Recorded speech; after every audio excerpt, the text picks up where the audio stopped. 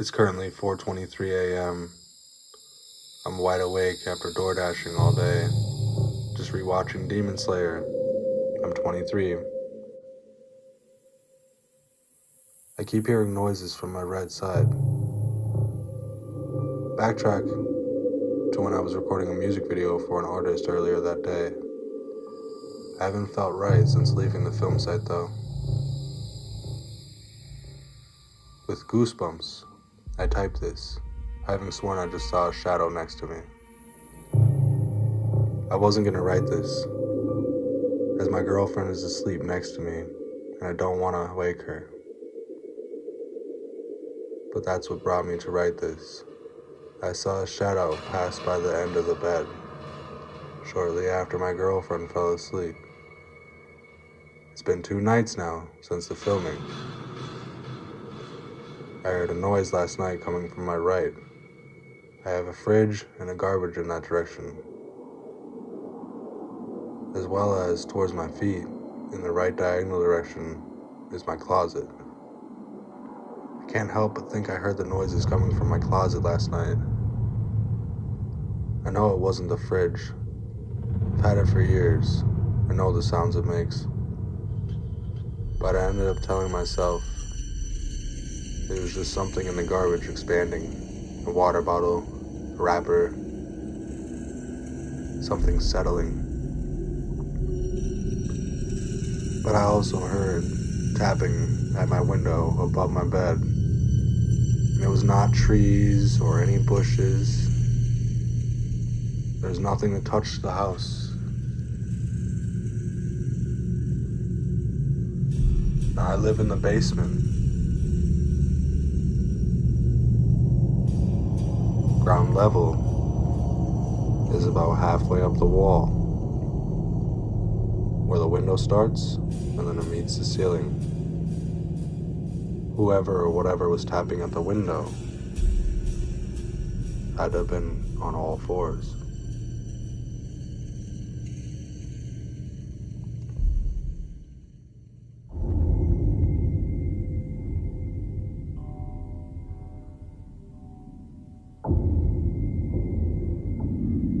Rewind to Saturday, 1 p.m., day of the shoot. My brother calls me. Hey, we're gonna meet up at 3 o'clock. Should get started by filming the cemetery scenes first. Hopefully we'll have everything set up and ready to start shooting by 3:30. And yeah, I'll see you at the film site. It's 3 o'clock, as we were hoping. We hopped out of the truck at our pre-disclosed location that we had talked about. We'd scouted it on Monday, and by scouted I mean drove to an old passageway, buried behind trees, pushed back in the woods, checked it out, seemed like it'd be a good spot for a video. I'm really freezing right now as I try to type this. Feels like there's a presence with me. But I left the closet open. Help. Okay, I'm going to sleep now.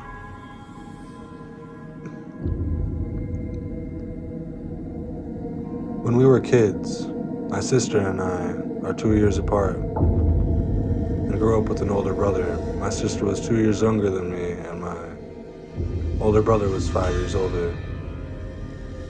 My younger sister and I would share a bedroom for quite a few years. So of course we had the same bedtime and sleep schedule. And because of that, we would both be brushing our teeth and getting ready for bed at the same time. And we noticed that there was a presence one day. We weren't sure what it was because we were just children. But while my sister and I would be brushing our teeth side by side in the 2 sinks,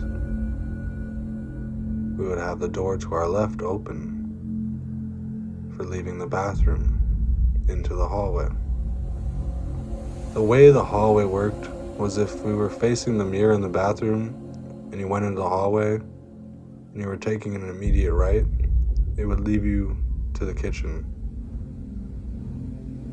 If you took a left before you got to the kitchen, it would lead you to the living room. However, if you took a left immediately out of the bathroom, it would bring you towards the 2 bedrooms. One sitting kitty corner across from the bathroom, the other one at the end of the hall, all the way to the left.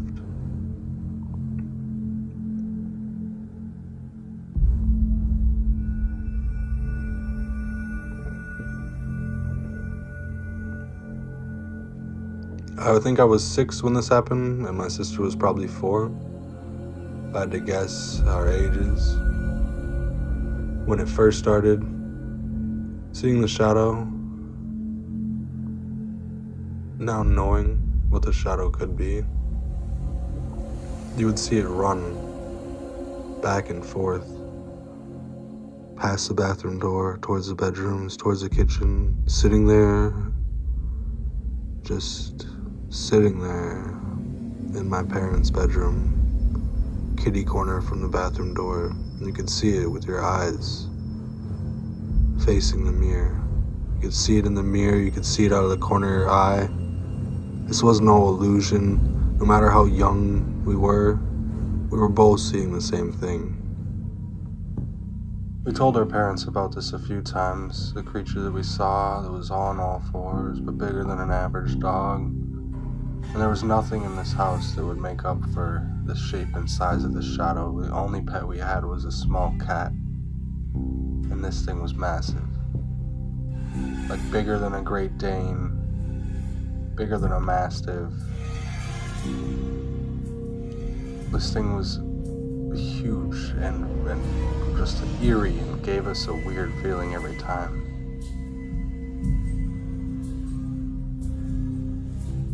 We would only see it once in a while, and then it became an everyday occurrence.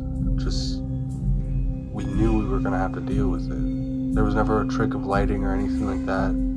It was always during the same time of night, but it's not like there was cars driving past and the blinds were open or anything. There was no way it was lighting or shadows being passed. It was a trick of some sort of optical illusion. This thing was, honest to God, something real in this world. Maybe not in this realm. Maybe it wasn't even physical. But we both saw the same thing each time.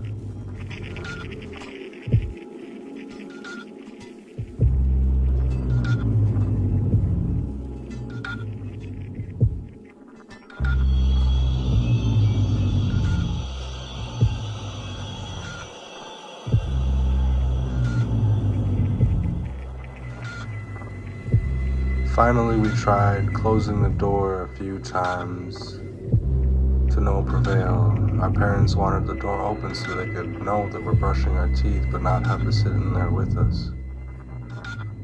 Lack of trust and all that.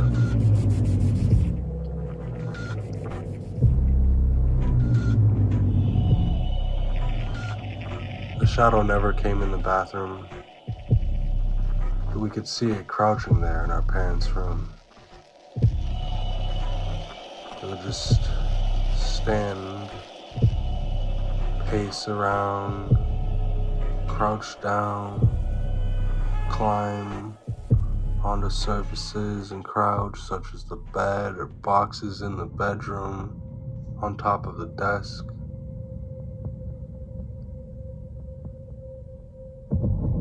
But the shadow never harassed us when we were outside of the bathroom. Side note, that bathroom specifically, I feel like I have to pull open the shower curtain before I can go to the bathroom. It's just something I've always had to do ever since I was a child. I felt scared of something being there. I would see the curtain moving back and forth, and then stop, and then randomly start to move again minutes later. I don't do well with ghosts, but this is my sibling and I, as children. and we were scared. We felt like we had no one to turn to. So please, if your child expresses to you that they're seeing some sort of ghost, no matter what age they are, believe them, but don't freak them out. Listen to what they have to say. Take notes, observe the surroundings, feel the energy in the house or wherever they're saying they're seeing these ghosts. Help them. Be there for them. Anonymous.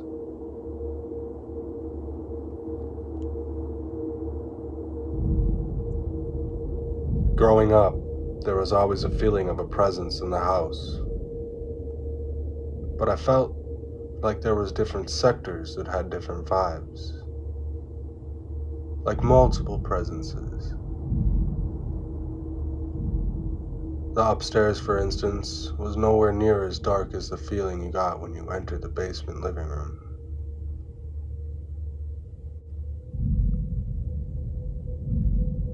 There was two shadow people. They appeared to me and my sister as children, a boy and a girl the same age as us, who were wearing old-timey clothing.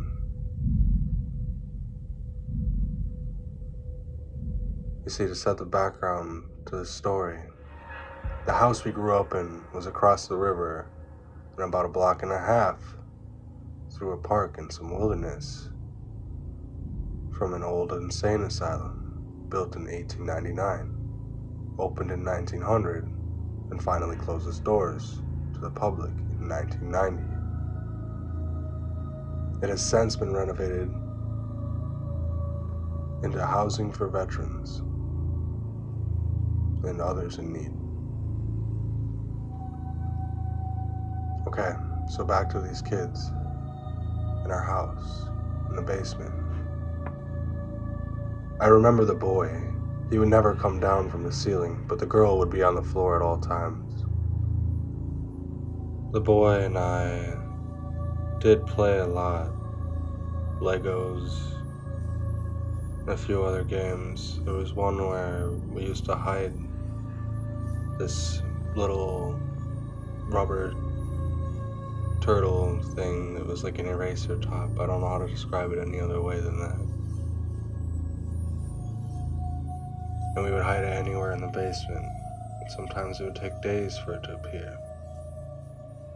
And if I couldn't find it, the next day it would just be in the middle of the living room, on the floor, waiting for me. The boy and I never had a good friendship, though, that I can remember. It was just that we got to hang out with each other. Someone to hang out with. But one day, my sister and I went into the basement to play with our friends. And they weren't there anymore. They never came back. Significantly, that day ended up being my sister's 7th birthday.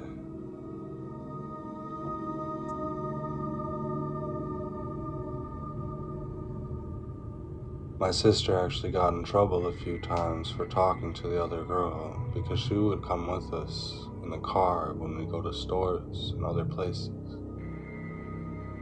She was the only one that would see her too.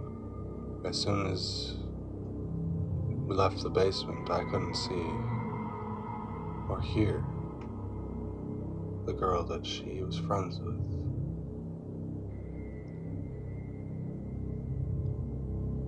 But the conversations my sister was having with her imaginary friend were really morbid and increasingly getting worse.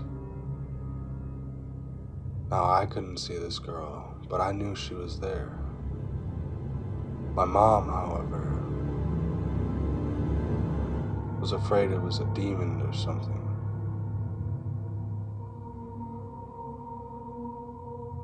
Worried for my sister, she had somebody come sage the house on my sister's birthday.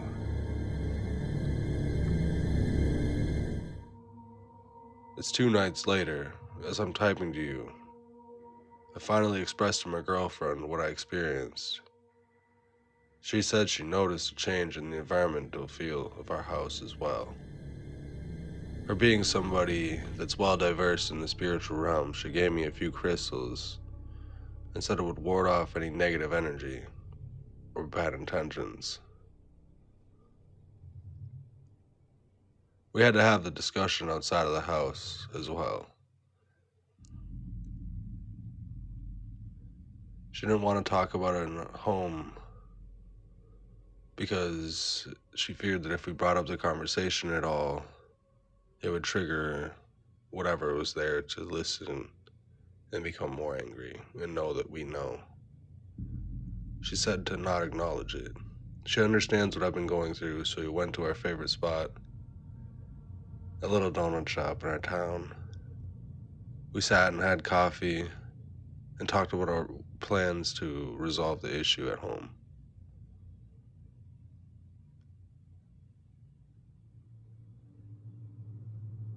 After saging the house with cleansing, energy, crystals, sage, and her casting some sort of witchy spell,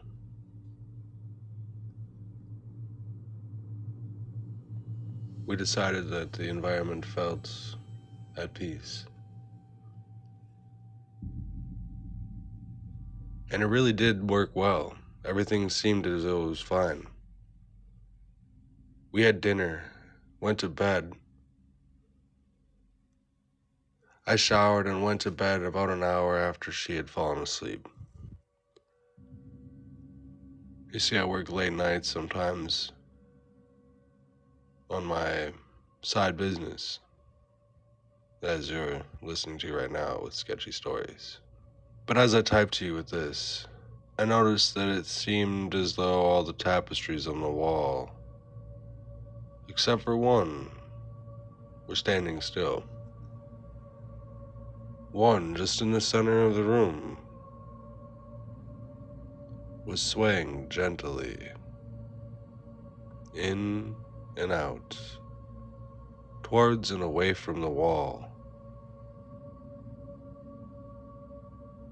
moving enough as though there was a fan or some sort of breeze causing it to sway. I checked the room, there was no cats in here. We had no fans on, the heat was not on, the air was not on. There was no draft, the door was closed, there was no cause for this. For if it was any sort of wind, the tapestry directly to the left and to the right would both be moving as well.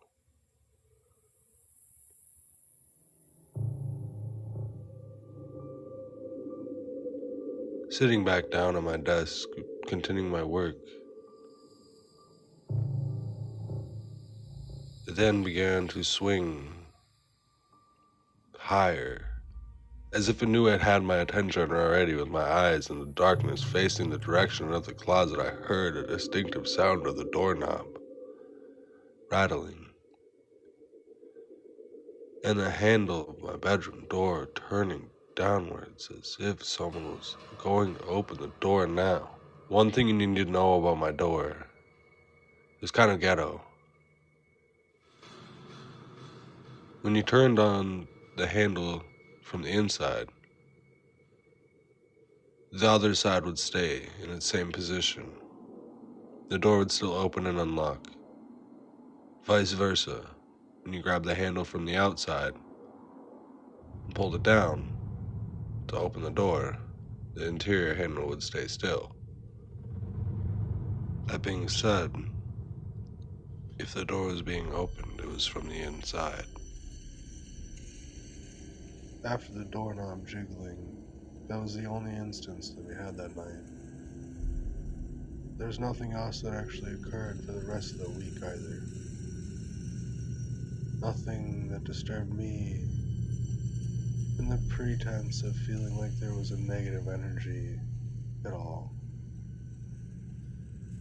But exactly 2 weeks after I came home from the gravesite where we filmed the video, I was going over some of the footage in the editing process when I noticed that one of the tombstones that I had just so happened to be laying on in the shoot coincidentally read my last name on it,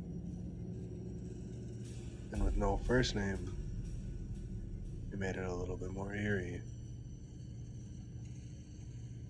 Having thought this was just a genius ploy behind one of the directors of the video, I called him to let him know that this was a good move. It was 11 p.m. when I called. He picked up and we talked about a few other scenes in the video and some things he had edited as well. And that's when I brought up this scene where I had been laying on top of the tombstone that coincidentally read my last name. Now I have a fairly common last name, but the fact that it was just there and we didn't notice is what got me all chilled, full of goosebumps. You see, when I was talking with him, he told me that he didn't do it, and I know that the other director wasn't even on this scene.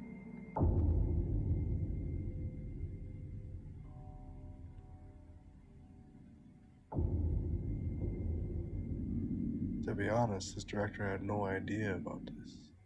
Thought I was bullshitting him. So I sent him over the chunk of the clip where I happened to be laying on top of this tombstone that had my last name on it. During this time frame, it was 11 p.m. Now you see, I take this second job as a serious side occupation, separate from my full-time job. My girlfriend is sleeping right now, so I'm trying to be respectful of her and be quiet as I'm in the other room. And I just hear a loud noise. I don't know where it came from, but it was definitely in the bedroom next door. Thinking that perhaps one of the cats had gotten stuck in the room and knocked something over like a lamp or a candle, I rushed in a panic. Maybe someone broke in. Springing up, I ran over to the door and flipped it on the light switch. The lights on. I could see the doors to the closet were slammed open, but there was nothing askew, nothing on the floor, nothing broken.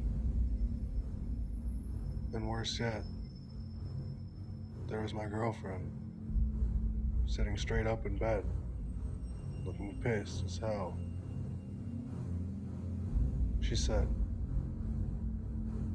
"Why are you flipping the lights on and slamming stuff around? It's fucking late. I'm trying to sleep. Go to bed."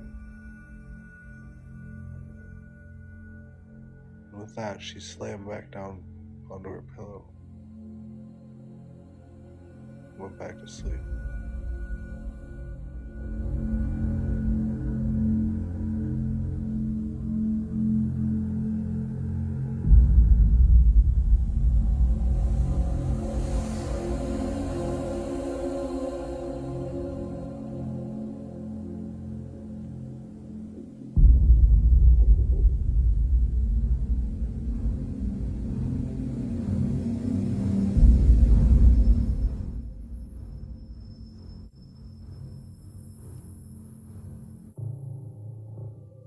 It's 2014. I and my sister had just rode down to Iowa with my grandfather, who had drove from northern Minnesota to get us, so that we could go there about a day earlier than the rest of the family. See, it was my grandma's 95th birthday party, so everyone was coming from across the whole country to see her. We hadn't done a family function like that in 10 years, and we haven't done one since. besides Grandma's funeral a few years later. Now back to the main story. As I was saying, we arrived in Iowa. It was my grandfather, my sister, and I.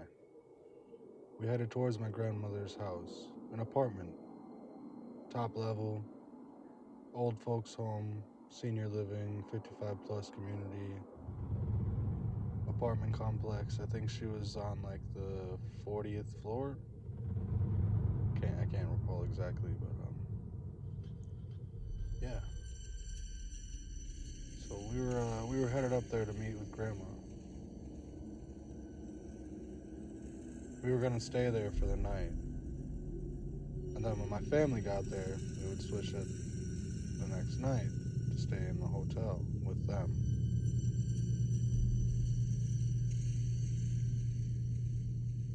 See, we wanted to go out early to have extra time with Grandma before all the family was there and she was too distracted. But lo and behold, my grandpa wanted to go to the bar. So, where did we go?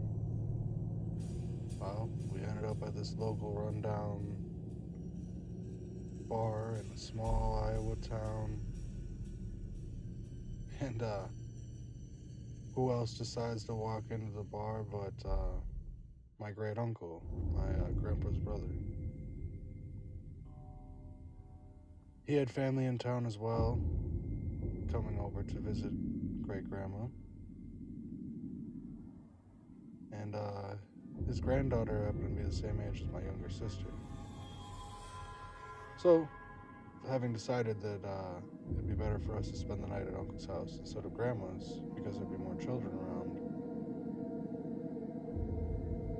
when we all went to leave the bar, my sister and I, foolishly, we forgot our bags in the trunk of our grandma's car, though.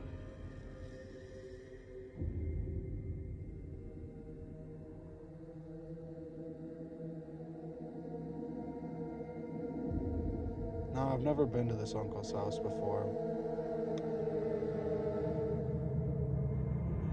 It was a rather large house for the area and the community. Having 3 levels wasn't very common. Most people lived on one level with a basement. My sister would be staying with her cousin up in the bedrooms upstairs on the 3rd floor, and I would stay on the couch in the basement because everywhere else was taken.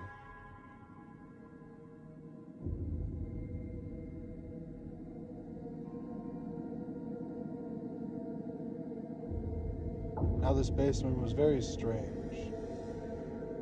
My sister and our cousin and I had explored it during the day already. She showed us it because she's familiar with the place and would go there often. But when you go downstairs, the staircase is against the wall, and parallel to it is the couch. Underneath the stairs is the bathroom. You can see into the bathroom from the couch if the door was open, with the couch directly facing the bathroom and the wall that's underneath the staircase. If you decided to walk into the bathroom from there, there was another door parallel with the door entering the bathroom. An exit to a small hallway that led through to another door. And if you walked through that door, at the end of the hall, through the doorway would be a workshop space with a bench directly across from the doorway along the wall. If you followed the bench all the way to the left, there'd be another door. If you walked through that door and take an immediate left down the hall,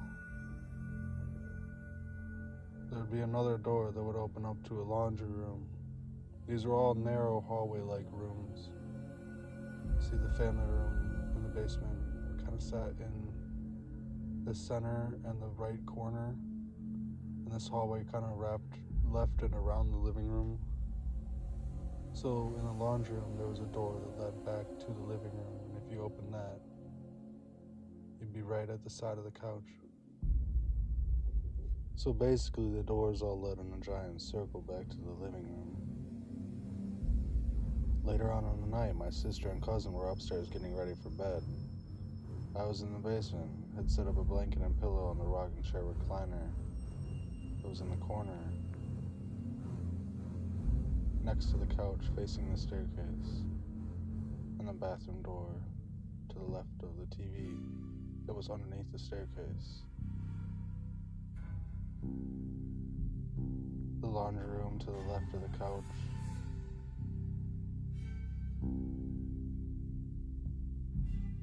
After we had played in there, an important note to remember is that the fact that I do know for sure that I closed all of the doors because I felt creeped out by the space already, and I knew I'd be staying in there overnight.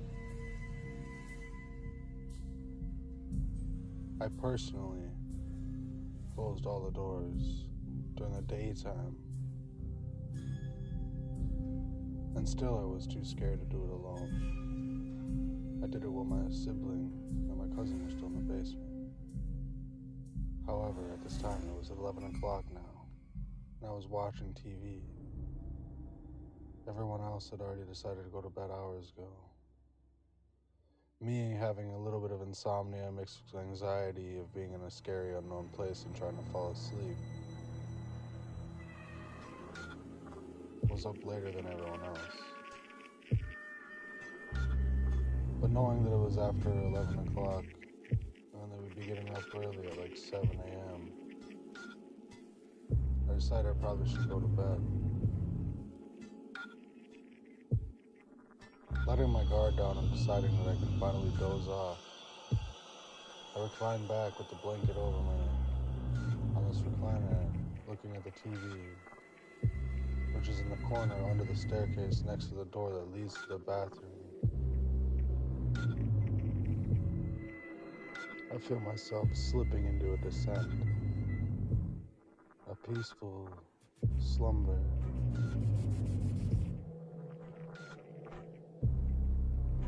And then a loud noise.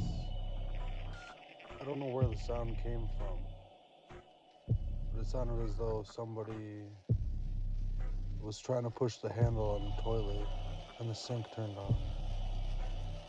I looked with my left eye, kept my right eye closed. It appeared that the light was on in the bathroom too, so clearly someone was in there. There was other family members staying at the house. It's probably somebody that was drinking later into the evening and needed to use the bathroom, but the other one was occupied by somebody else that was drinking or something. So I proceeded to let my guard down, calm my nerves. That's when I decided to look at the clock. The clock, which is on top of the TV next to the bathroom door under the staircase. It read 3 a.m. That's when the bathroom door I was facing next to the TV under the staircase slammed open. Now the door opens inwards. And the one behind it slammed open. I could audibly hear the next door to the laundry room slam open. And finally, the door leading back to the living room slam open. Fully expecting somebody to be there, I cowered in fear. With the door open, there was no one in sight. The bathroom light clicked, and all the doors slammed shut at once, simultaneously. I was so freaked out and petrified. I started to have a panic attack. Trying to calm myself down, I started to move upstairs. Terrified of what was behind me, I ran so fast. I slammed my knee into the staircase so hard, but I didn't care. I slammed that basement door shut behind me, not worrying if I woke anyone up.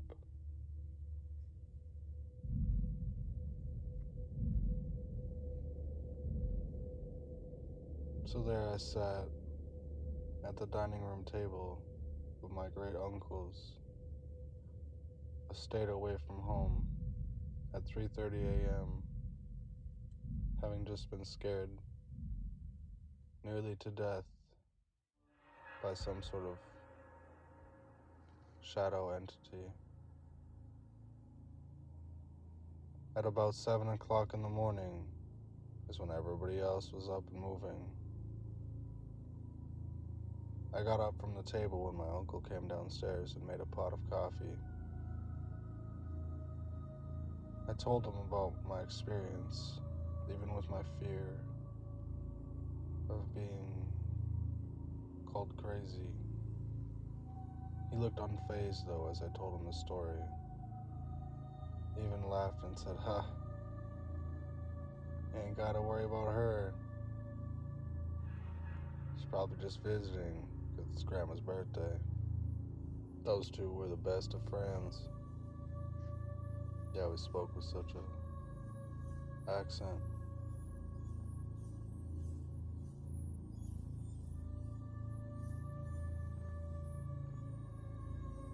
In a strange coincidence of events, while we were driving back home to Minnesota, just my parents, my two siblings, and I, while we were on the highway passing a bunch of cornfields, my mother shouted to my father to stop the car.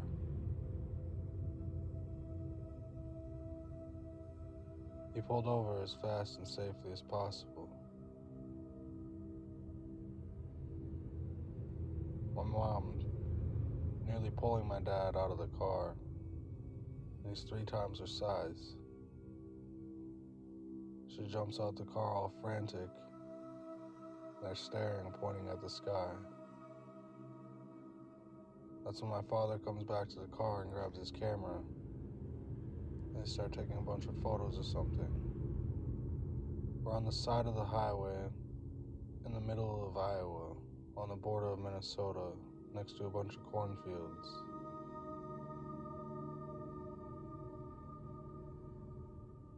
And there happened to be a cloud in the sky that looked so perfectly shaped like an angel. You'd swear it was photoshopped, but my dad just took a really good photo of it.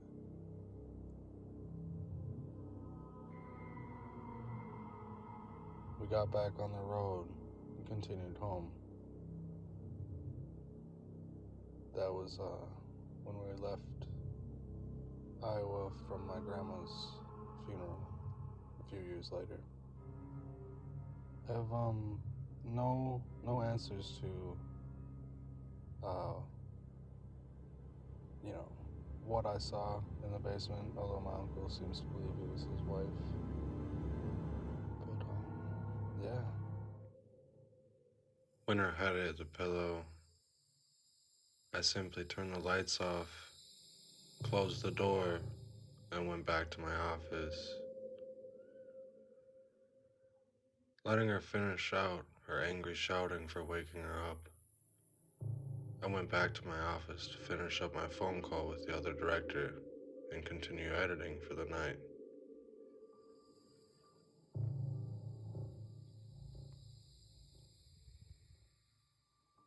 I worked well into the evening, somewhere in the hours of 2 o'clock or so, and as I was getting up to get ready for bed, I decided I needed a glass of water. I went upstairs to the kitchen,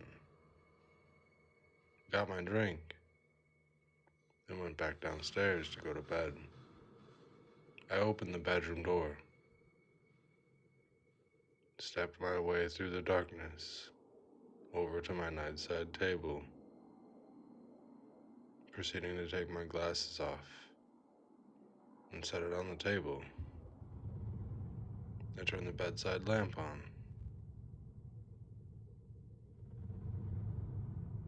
closed the bedroom door, crawled into bed, shut the light off. Just as I was starting to close my eyes, feeling the covers caress my skin and begin to fall asleep,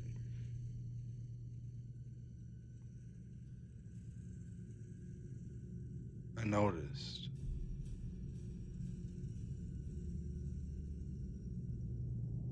the closet doors. See, these closet doors were the accordion type, where it folded in 4 sections as it opened.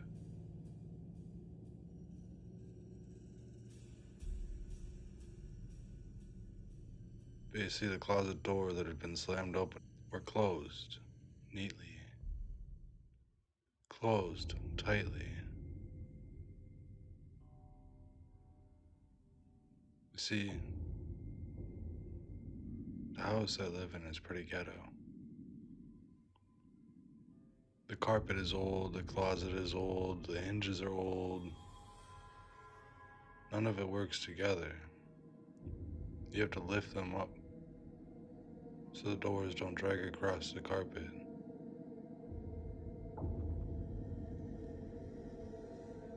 So I would have heard them being closed from the other room for sure. Why would she have gotten up in the middle of the night just to close the closet before I came back down to go to bed?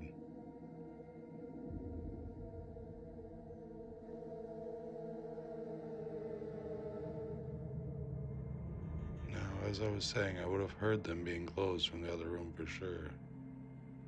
At this time, I wasn't working with the audio, so I didn't have my headphones on. And obviously, being on a phone call, I guess I could have been distracted. So I thought nothing of it. I went to bed. But when I asked my girlfriend about it the next day, she had no idea. She didn't even remember waking up. She was so worried about me hallucinating all this that she didn't even believe the fact that she would have been possessed by whatever or whoever was in our house.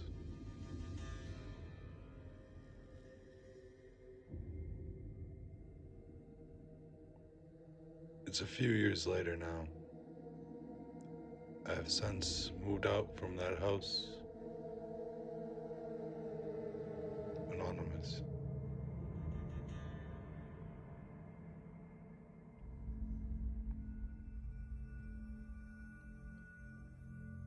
Spirit people and ghosts. Legends of shadowy entities come to us from everywhere. We all have a friend who's seen one or personally encountered something ourselves, read about it in a book, seen it in a movie. But to know the true feeling when you're a young child, that there's something else out there.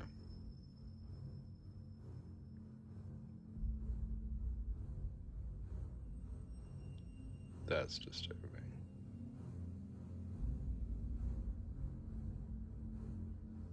You see, not a lot of people go through that, and the ones that do usually don't remember it. Our next story comes to us from someone's childhood.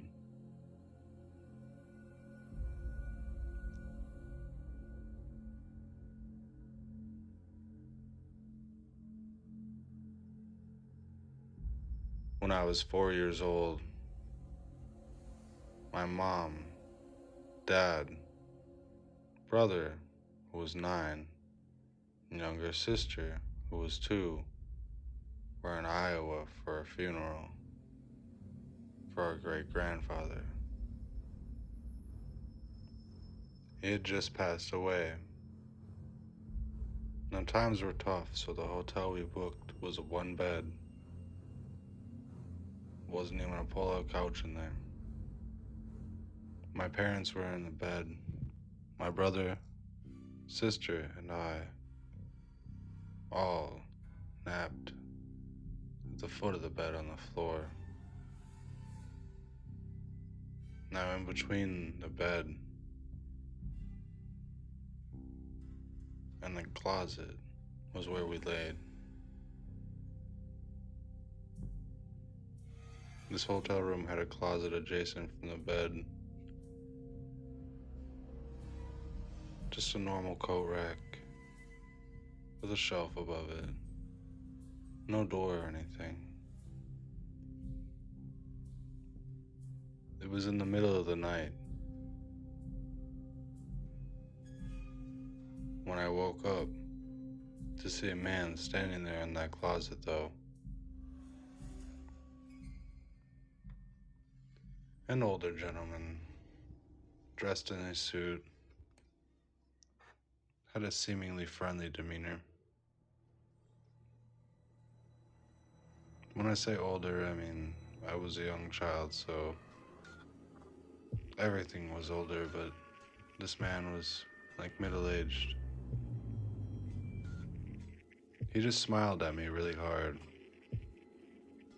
waved, and was gone. And though I can't remember much now, the next morning when I woke up, I started telling my mom about this man who was in the closet. How he had a blue tint to him, was kind of see-through. I was describing everything about him down to the outfit he had on. And that day, when we went to the funeral, I bet you can guess where this is going. It was my great-grandpa, who was wearing the same outfit that I had seen the night before. Now, I had only seen my great-grandfather a handful of times at this point in my life. And he never had a suit on. Most of the time, it was a t-shirt and jeans. And I had only seen him as a great-grandfather. I had never seen him younger. Not photos, and my ADHD child brain did not want to focus on all that at that young of an age. You see, when my mom saw that my great-grandfather had on the same outfit that I just described to her, she started to have a breakdown. And that's when all the kids were taken from the casket room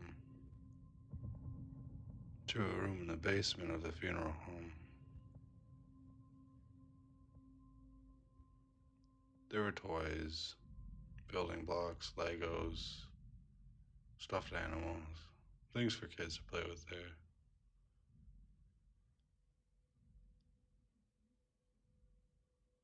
But I didn't feel right being in there.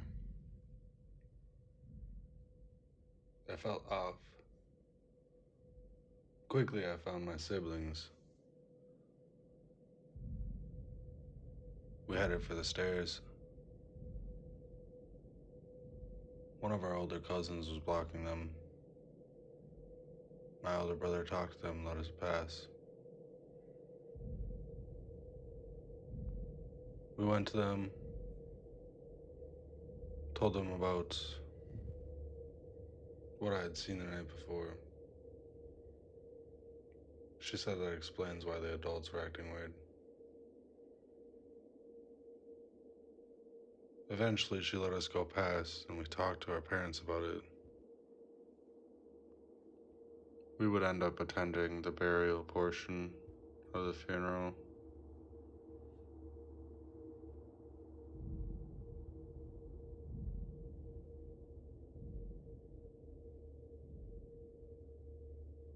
Few words were spoken afterwards. The family was very quiet. But the one thing I remember was someone saying,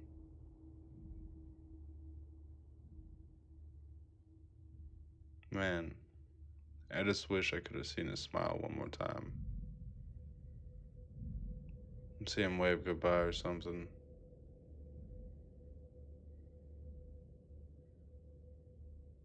That's when I knew for sure who I'd seen wasn't just a ghost, though. It was for sure my great-grandfather. He must have appeared at a younger age in the image he wanted to be seen as. The image he remembered himself as. Maybe that's when he had the best times of his life.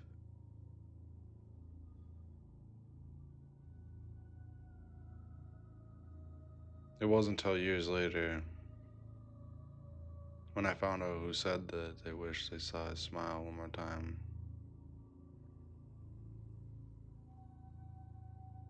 It was his grandson.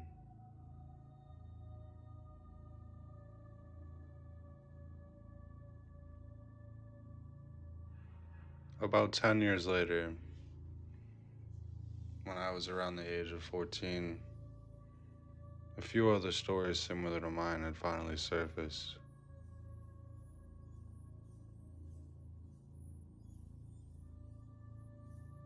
Same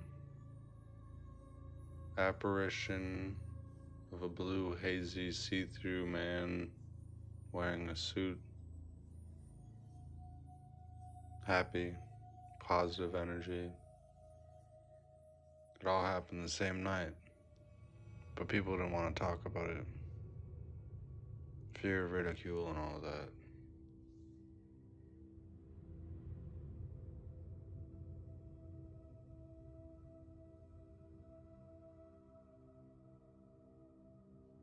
We all had a good laugh about the fact that I saw him. Talking about how some of us really did get to see him smile and wave one last time.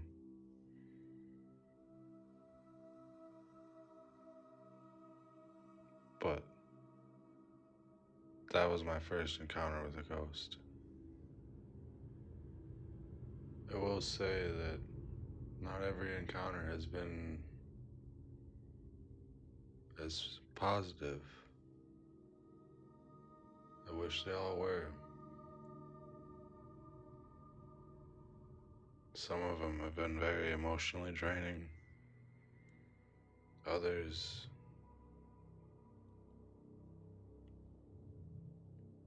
well,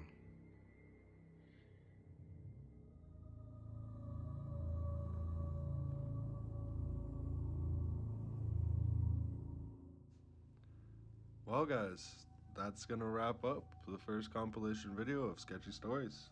Thank you so much for watching it all the way till the very end. Comment down below if you actually made it to the end with us, and don't forget to give the video a like. It really helps me out and I appreciate it. And yeah, as always, for those of you who would like to donate, I have my Cash App down below in the description.